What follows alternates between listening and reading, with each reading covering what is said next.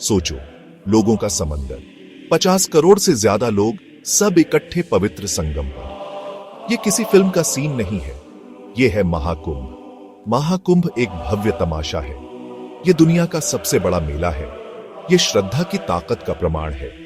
हर 12 साल में यह पवित्र आयोजन होता है। लाखों श्रद्धालु पवित्र नदियों में स्नान करने आते हैं। उनका मानना है कि इससे उनके पाप धुल जाएंगे। यह आध्यात्मिक नवीनीकरण का समय है। यह उत्सव का समय है। महाकुंभ सिर्फ एक धार्मिक आयोजन नहीं है, यह एक सांस्कृतिक घटना है। यह जीवन के सभी क्षेत्रों के लोगों को एक साथ लाता है। वे भारत के अलग अलग हिस्सों से आते हैं। वे अलग अलग धर्मों से आते हैं। वे कुंभ के जादू का अनुभव करने आते हैं। महाकुंभ श्रद्धा की शक्ति की याद दिलाता है। यह परंपरा के महत्व की याद दिलाता है। यह भारत की सुंदरता की याद दिलाता है। कुंभ शब्द का संस्कृत में अर्थ है घड़ा। यह हिंदू पौराणिक कथाओं में अमृत के घड़े को दर्शाता है। कुंभ मेला 4 शहरों में मनाया जाता है। ये हैं प्रयागराज, हरिद्वार, उज्जैन और नासिक। ये मेला इन शहरों में बारी बारी से लगता है। हर शहर 12 साल में एक बार कुंभ मेले की मेजबानी करता है। महाकुंभ सबसे शुभ कुंभ मेला है। यह हर 12 साल में प्रयागराज में लगता है। महाकुंभ बहुत आध्यात्मिक महत्व का समय होता है। ऐसा माना जाता है कि इस दौरान नदियां सबसे पवित्र होती हैं। कुंभ मेला एकता का प्रतीक है। ये वो समय है जब पूरे भारत से लोग एक साथ आते हैं।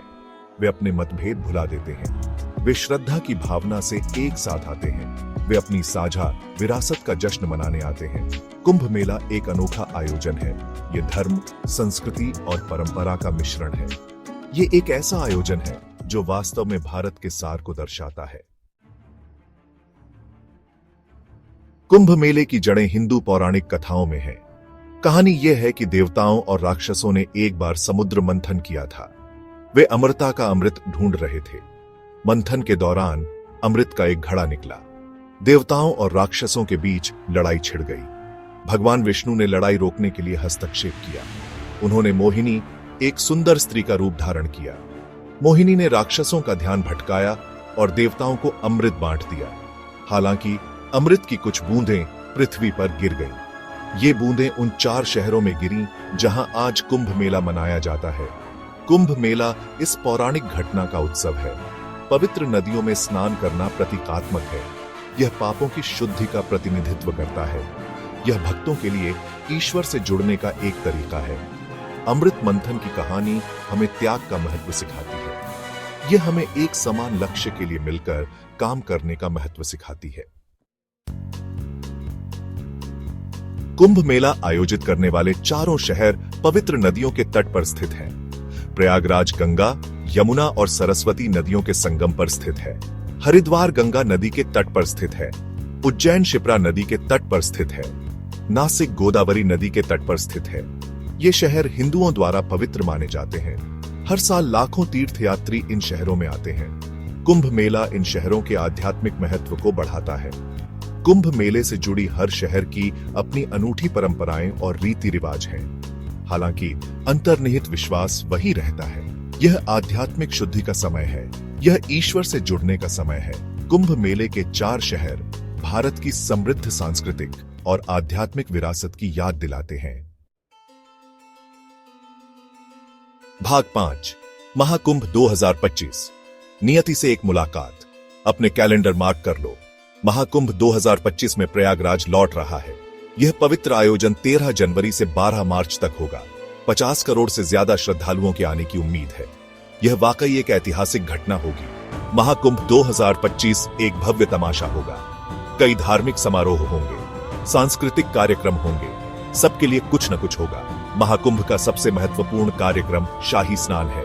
यह अखाड़ों या हिंदू धार्मिक समूहों द्वारा लिया जाता है। शाही स्नान देखने लायक होता है। लाखों श्रद्धालु अखाड़ों के साथ पवित्र नदियों में स्नान करते हैं। महाकुंभ 2025 जीवन में एक बार मिलने वाला अवसर है। यह कुंभ मेले के जादू को उसकी पूरी महिमा में अनुभव करने का मौका है। भाग 6, सब कुछ स्मूथली चले इसके लिए सरकारी इंतजाम। उत्तर प्रदेश सरकार कोई कसर नहीं छोड़ रही है। वे महाकुंभ 2025 के लिए इलैबोरेट अरेंजमेंट्स कर रहे हैं। क्राउड मैनेजमेंट सबसे जरूरी है। सरकार टेम्पररी कैंप्स लगा रही है। ये कैंप लाखों तीर्थयात्रियों को रहने की जगह देंगे। ट्रांसपोर्टेशन भी ध्यान देने वाला एक की एरिया है। सरकार स्पेशल ट्रेन्स और बसेस चला रही है। ये तीर्थयात्रियों को प्रयागराज लाने और ले जाने का काम करेंगे। मेडिकल फैसिलिटीज को भी मजबूत किया जा रहा है। सरकार टेम्पररी हॉस्पिटल्स और डिस्पेंसरीज बना रही है। सिक्योरिटी सबसे ज्यादा इंपॉर्टेंट है। सरकार पुलिस पर्सनल की एक बड़ी संख्या तैनात कर रही है। वे तीर्थयात्रियों की सेफ्टी और सिक्योरिटी सुनिश्चित करेंगे। सरकार के एफर्ट्स काबिले तारीफ हैं। वे यह सुनिश्चित कर रहे हैं कि महाकुंभ 2025 सभी के लिए एक सेफ और यादगार एक्सपीरियंस हो। भाग 7 नहाने के अलावा अखाड़े, साधु संत और रीति रिवाज। महाकुंभ सिर्फ पवित्र नदियों में स्नान करने के बारे में नहीं है, यह आध्यात्मिक शिक्षा का भी समय है। यह संतों और महात्माओं से जुड़ने का समय है। कुंभ मेले में अखाड़ों की प्रमुख भूमिका होती है। ये प्राचीन हिंदू धार्मिक समूह है। श्रद्धालु इनका बहुत सम्मान करते हैं। अखाड़े नदियों के किनारे अपने डेरे लगाते हैं। वे धार्मिक समारोह और प्रवचन करते हैं। भक्त संतों से आशीर्वाद लेने के लिए इन शिविरों में आते हैं। महाकुंभ आध्यात्मिक नवीनीकरण का समय है। यह जीवन के अर्थ पर विचार करने का समय है। यह अपने भीतर से जुड़ने का समय है। महाकुंभ के रीति रिवाज और परंपराएं सदियों से चली आ रही हैं। वे श्रद्धा की स्थायी शक्ति का प्रमाण है।